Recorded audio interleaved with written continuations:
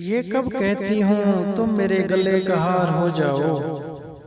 ये कब कहती हूँ तुम मेरे गले का हार हो जाओ।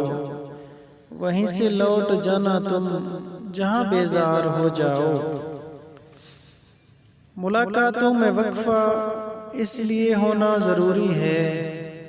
मुलाकातों में वक्फा इसलिए होना ज़रूरी है कि तुम एक दिन जुदाई के लिए तैयार हो जाओ। बहुत जल्द समझ में आने लगते हो ज़माने को। बहुत जल्द समझ में आने लगते हो ज़माने को।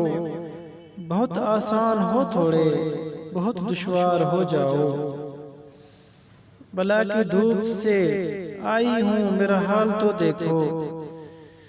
बला की धूप से आई हूँ मेरा हाल तो देखो। बस अब ऐसा करो तुम साया दीवार हो जाओ। अभी पढ़ने के दिन है लिख भी लेना हाल दिल अपना। अभी पढ़ने के दिन है लिख भी लेना हाल दिल अपना। मगर लिखना तभी जब लाए के इजहार हो जाओ।